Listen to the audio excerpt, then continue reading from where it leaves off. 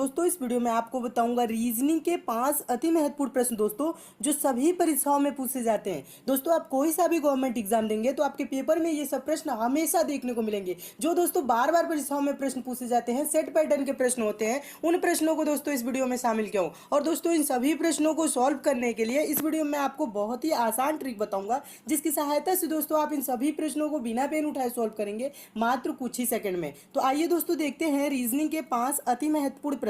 देखिएगा दोस्तों, पहला क्वेश्चन है, मोस्ट इंपॉर्टेंट क्वेश्चन है और इस टाइप के प्रश्न हमेशा परीक्षाओं में पूछे जाते हैं और ये भी प्रश्न बहुत बार परीक्षा में पूछा जा चुका है। प्रश्न है, निम्नलिखित प्रश्न में दिए गए विकल्पों में से संबंधित संख्या को चुनिए। जैसे कि प्रश्न कह रहा है 83 का संबंध जैसे दोस्तों 9 से है, उसी प्रकार से दोस्तों 146 का संबंध किससे होगा। यहाँ प्रश्नवाचक चिन्ह पे बताना है कि कौन सी संख्या होगी। तो इसके लिए दोस्तों क्या करेंगे, कैसे सॉल्व करेंगे, देखिएगा इसका जो सॉल्व करने का आसान तरीका क्या होता है मैं बता रहा हूँ। पहले सॉल्व करने से पहले दोस्तों आप जान लीजिए सभी प्रश्नों को आपको क्या करना है, पहले आपने आप से सॉल्व करने की कोशिश करना है। वीडियो को पॉज कर दिया करिए, यानी स्टॉप कर दिया करिए और अपने आप से भी सॉल्व करने की कोशिश किया करिए। उसके बाद दोस्तों जब मैं सॉल्व करता हूं तब देखा करिए, ठीक है। तो देखिए इसको सॉल्व कैसे करना है। 83 का संबंध किससे है दोस्तों, 9 से। उसी प्रकार से दोस्तों 146 का संबंध किससे होगा आपको बताना है। तो क्या करेंगे दोस्तों, थोड़ा सा ध्यान लगाइएगा। अगर जो दोस्तों मैं बोलूं 83 में से आप क्या कर दीजिए, 2 माइनस कर दीजिए। 83 में से 2 माइनस कर देंगे तो क्या हो जाएगा, 81। 81 दोस्तों किसका स्क्वायर होता है, 9 का स्क्वायर होता है और 9 यहाँ पे दिया हुआ है, ठीक है। उसी प्रकार से दोस्तों क्या करेंगे, 146 में से भी दोस्तों आप क्या करेंगे, -2 कर देंगे। 146 में से 2 जब घटा देंगे तो क्या हो जाएगा दोस्तों, 144, यानी कि 144 हो जाएगा। और 144 दोस्तों किसका स्क्वायर होता है, 144 किसका स्क्वायर है, तो होता है ये 12 का स्क्वायर होता है। तो इसका यहाँ पे प्रश्नवाचक चिन्ह पे भरा जाने वाला संख्या यानी क्या आ जाएगा दोस्तों, 12 आ जाएगा। 12 ऑप्शन नंबर ए में, तो आपका ऑप्शन नंबर ए दोस्तों क्या हो जाएगा, सही हो जाएगा। तो मैं उम्मीद करता हूं दोस्तों आप इस प्रश्न को बहुत ही अच्छे तरीके से समझ गए होंगे और इस टाइप के प्रश्न आपके पेपर में आएगा तो आप अच्छे से सॉल्व कर लेंगे। देखिए इसमें ज्यादा कुछ नहीं किया करना है, ठीक है। इस टाइप के कभी भी प्रश्न आए तो आप चाहे तो ऐसे लिखेंगे दोस्तों।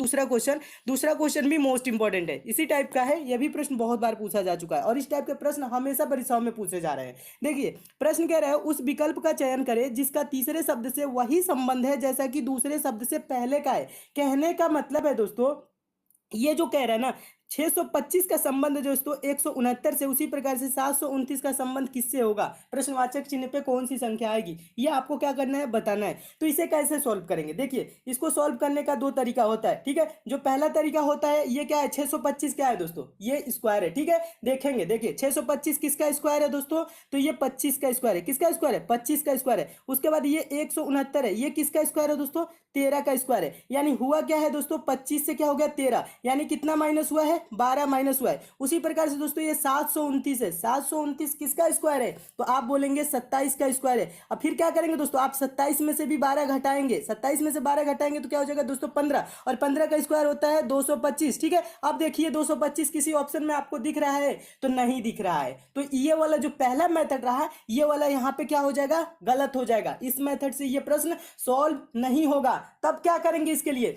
सेकंड मेथड अपनाते हैं। सेकंड मेथड क्या होता है, देखिएगा ये 625 है, किसका स्क्वायर है, 25 का। इसमें 625 जो है दोस्तों किन संख्याओं से मिलकर बना है, समझने की कोशिश कीजिएगा। अच्छे से समझा रहा हूं, बेसिक से समझा रहा हूं। देखिएगा 625 किन संख्याओं से, 6 2 5, 6 2 5 जोड़िए, 6 2 8 8 5 क्या हो जाएगा दोस्तों, जोड़ेंगे इन सभी संख्याओं को आपस में तो 13 हो जाएगा। और 13 का स्क्वायर क्या होता है दोस्तों, 169, और यहाँ पे देखिए 169 दिया हुआ है। 729 किसका स्क्वायर है, 27 का स्क्वायर है। तो यहाँ पे स्क्वायर से मतलब नहीं है। अब आपको करना क्या है, 729 देखना है किन संख्याओं से मिलकर बना है, ठीक है। प्रश्न रीजनिंग में ऐसे भी पूछे जाते हैं और हमेशा परीक्षा में पूछे जाते हैं, समझिएगा। 729 किन संख्याओं से मिलकर, 7 2 9 जोड़िए, 7 2 9 9 9 18। ये जोड़ने पे दोस्तों सभी संख्याओं को क्या आ जाएगा दोस्तों, इसको हम जोड़े तो क्या आया, 18 आया, ठीक है। कितना आया, 18। और 18 का दोस्तों स्क्वायर करेंगे तो क्या होगा, 18 गुणे 18 करेंगे तो ये हो जाएगा दोस्तों 361, यानी कि 361 हो जाएगा। 18 का स्क्वायर क्या होगा, 361, यानी प्रश्नवाचक चिन्ह पे भरा जाने वाला संख्या 361 हो जाएगा। 361 किस ऑप्शन में दिया है, तो देखेंगे ऑप्शन नंबर बी में दिया है। तो आपका ऑप्शन नंबर बी दोस्तों क्या हो जाएगा,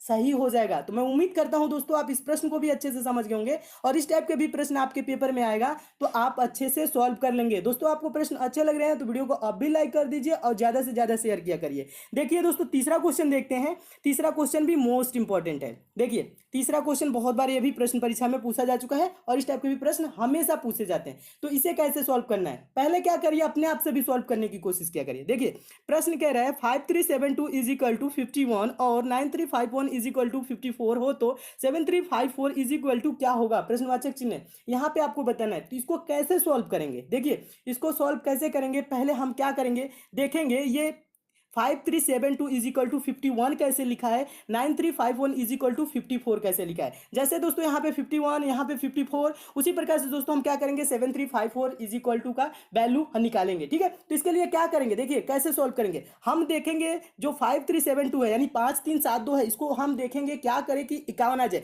तो हम इसको कर सकते हैं दोस्तों, आपस में इन सभी संख्याओं को हम पहले जोड़ेंगे, यानी कि 5 3 7 2 को जोड़ेंगे, 5 3 8, 8 7 15, 15 2 क्या हो जाएगा दोस्तों 17, और 17 को दोस्तों ये लिखा क्या है 51 यानी कि 51 लिखा है। ठीक है, चलिए आगे देखते हैं, ये 9 है, 3 है, 5 है और 1 है। ठीक है, 9 3 12, 12 5 17, 17 1 18, 18 को दोस्तों ये लिखा क्या है, 18 को ये लिखा है दोस्तों 54। ये कैसे लिख रहा है थोड़े से समझ लीजिएगा, ये 18 को दोस्तों क्या लिखा है 54 लिखा है, ये कैसे लिख रहा है, तो अगर दोस्तों हम कहें 17 गुणे 3 कर लीजिए, 18 गुणे 3 कर लीजिए, तो ये क्या हो जाएगा 17 3 51, 18 3 54। ठीक है, यानी कि ये जोड़ के संख्याओं को दोस्तों क्या कर दे रहा है, गुणा 3 कर दे रहा है। ठीक है, जोड़ के संख्याओं को गुणे 3 कर दे रहा है और वैल्यू आ जा रही है। उसी प्रकार से हम क्या करेंगे, लास्ट वाले का भी वैल्यू निकालेंगे, देखेंगे आंसर आ रहा है कि नहीं। ठीक है, तो ये 7 है, 3 है, 5 है, 4 है। ठीक है, इसको जोड़िए, 7 3 10, 10 5 15, 15 4 क्या हो जाएगा दोस्तों 19 हो जाएगा। अब 19 को क्या करें, 19 गुणे हम कर देंगे 3, 19 गुणे 3 करेंगे तो क्या होगा 57 होगा, यानी कि 19 या 57 होता है। तो इसका राइट आंसर क्या हो जाएगा, यानी प्रश्नवाचक चिन्ह पे भरा जाने वाला संख्या क्या हो जाएगा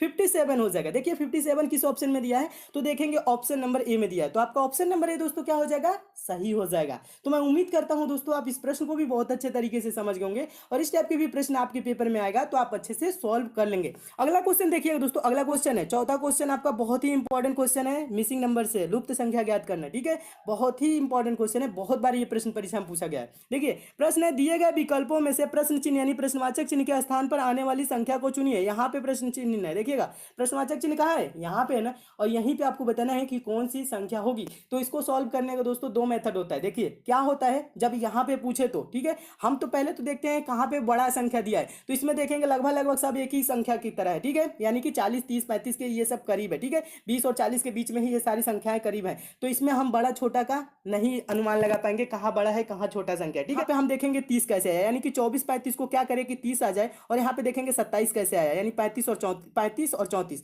दोस्तों 24 और 35 को आप कुछ भी करेंगे 30 नहीं आएगा, और 35 और 34 को कुछ भी करेंगे 27 नहीं आएगा। तो ये प्रश्न इस टाइप से नहीं सॉल्व होगा। तब क्या करेंगे दोस्तों, तब ये एक और मेथड होता है, ये वाला 24 और 35, ये है ना, 24 35 को क्या करें कि 40 आ जाए, और 35 और 34 को क्या करें कि 30 आ जाए। जिस प्रकार से आएगा उसी प्रकार से हम इसकी भी वैल्यू निकालेंगे। ठीक है, तो ऐसे भी करेंगे तो ये आने वाला नहीं है। जब दोनों तरीके से ऐसे जब प्रश्न सॉल्व नहीं होता है तब यहाँ पे दोस्तों तीसरा रूल फॉलो करता है। तीसरा रूल कौन सा होता है मैं आपको समझा रहा हूं, समझिएगा, देखेंगे कैसे। देखिए तीसरा रूल ये कहता है कि हम इन सभी संख्याओं को हम आपस में जोड़े। ठीक है, हम सभी संख्याओं क्या करेंगे आपस में जोड़ेंगे, 40 24 35। ठीक है, समझने की कोशिश कीजिएगा, 40 24 35, 40 20 क्या हो जाएगा 60, और 60 4 64, 64 35 क्या हो जाएगा दोस्तों 99 हो जाएगा। आप चाहें तो जोड़ के देख सकते हैं, 30 20 50 40 90 और 5 4 9 99 हो जाएगा ना इसको जोड़ने पे। ठीक है, अब सेकंड वाले को जोड़ेंगे दोस्तों, 30 35 34 है, क्या है 30 35 34 है, तो ये क्या हो जाएगा 30 30 60 30 90 और 5 4 9, ये इसे भी जोड़ने पे दोस्तों क्या आ गया 99 आ गया। तो अब आप प्रश्न को समझ रहे होंगे कर क्या रहे दोस्तों, हम पहली वाली लाइन को जोड़े तो क्या आया 99, दूसरी वाली लाइन को जोड़े तो क्या आया 99, तीसरी वाली लाइन को भी जोड़ेंगे तो क्या आएगा दोस्तों 99 आएगा। क्या आएगा 99। तो यहाँ पे दोस्तों कौन कौन सी संख्या दिया है, 30 और 27 दिया है, यानी कि 30 20 50 5 57, ये 57 दिया है और हमें लाना क्या है दोस्तों 99। तो हम क्या करेंगे, क्या जोड़ दे कि 99 हो जाए, तो इसमें हम दोस्तों 42 जोड़ देंगे, तो ये क्या हो जाएगा दोस्तों 99 हो जाएगा। आप चाहे तो 99 में से 57 को क्या कर सकते हैं दोस्तों घटा भी सकते हैं, तो आपका आंसर आ जाएगा 42। तो यहाँ पे भरा जाने वाला संख्या क्या हो जाएगा 42 हो जाएगा, यानी 42 हो जाएगा। और 42 किस ऑप्शन में दिया है, तो देखेंगे ऑप्शन नंबर ए में दिया है, तो आपका ऑप्शन नंबर ए दोस्तों क्या हो जाएगा सही हो जाएगा। तो मैं उम्मीद करता हूं दोस्तों आप इस प्रश्न को भी अच्छे से समझ गए होंगे और इस टाइप के भी प्रश्न आपके पेपर में आएगा तो आप अच्छे से सॉल्व कर लेंगे। अगला क्वेश्चन देखेंगे दोस्तों पांचवा क्वेश्चन डाइस से यानी पासा से, और बहुत ही इंपॉर्टेंट क्वेश्चन है और इस टाइप के हमेशा प्रश्न पूछे जाते हैं, और इस टाइप के प्रश्न आए तो कैसे सॉल्व किया जाता है बिना पेन उठाए समझिएगा। क्वेश्चन पढ़िए, क्वेश्चन क्या कह रहा है, क्वेश्चन कह रहा है नीचे तमाशे के दिए गए चित्रों के आधार पर बताए कि 3 के सम्मुख कौन सा अंक होगा। 3 के सम्मुख पूछ रहे हैं, 3 के सम्मुख पूछ ले या दोस्तों 3 के विपरीत पूछ ले, बात एक ही है, ठीक है।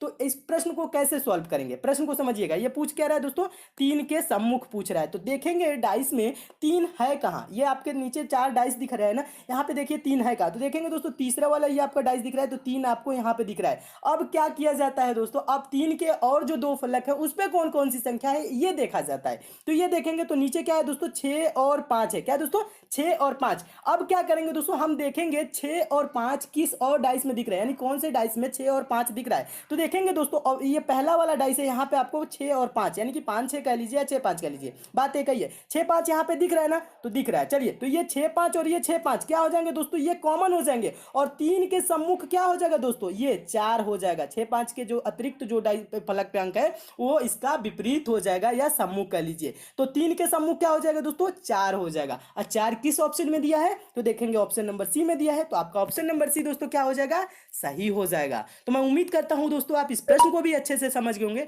और इस टाइप के भी प्रश्न आपके पेपर में आएगा तो आप अच्छे से सॉल्व कर लेंगे। दोस्तों इसमें और भी क्वेश्चन है, उसको मैं नेक्स्ट